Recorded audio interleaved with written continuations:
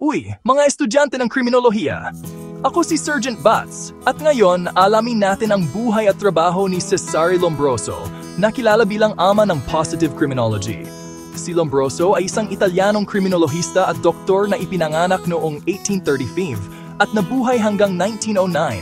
Sikat siya sa pagpapakilala ng biological theory of crime. Naniniwala si Lombroso na ang ilang kriminal ay ipinanganak na may likas na katangiang kriminal, na tinawag niyang born criminals. Kaya, ano nga ba ang kontribusyon ni Lombroso sa kriminolohiya? Alamin natin. Una, ipinakilala niya ang positivist criminology.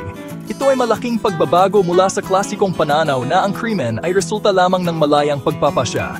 Iminungkahi ni Lombroso na ang krimen ay maaari ding bunga ng biological at psychological na mga salik. Sunod, mayroon tayong theory of atavism. Sinasabi ni Lombroso na ang mga kriminal ay may physical na katangian na katulad ng mga sinaunang tao, tulad ng malalaking panga, makakapal na kilay, at di-proporsyonadong katawan. Ang mga katangiang ito, ayon sa kanya, ay mga palatandaan ng sinaunang ninuno. Inuri rin ni Lombroso ang mga kriminal sa tatlong uri: born criminals, na may likas na physical na katangian na nagpa-predispose sa kanila sa krimen; occasional criminals na napunta sa krimen dahil sa impluensya ng kapaligiran o mga pangyayari; criminals by passion na nakagawa ng krimen dahil sa matinding emosyon. Bagamat maraming aspeto ng mga teorya ni Lombroso ang itinuturing na ngayong lipas na at hindi tumpak sa agam, ang kanyang trabaho ang naglatag ng pundasyon para sa mas malalim na pag-aaral sa ugnayan ng biolohiya, psikolohiya, at mga salik panlipunan sa krimen.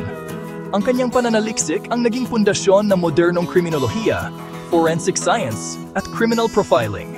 Sa madaling salita, kahit na ang ilan sa kanyang mga ideya ay kontrobersyal, ang mga kontribusyon ni Lombroso ay mahalaga sa pagtatatag ng kriminolohiya bilang isang formal na larangan ng pag-aaral. Salamat sa panood! Huwag kalimutang mag-like, mag-share, at mag-follow para sa mas marami pang insightful na kriminolohiya content. Hanggang sa muli!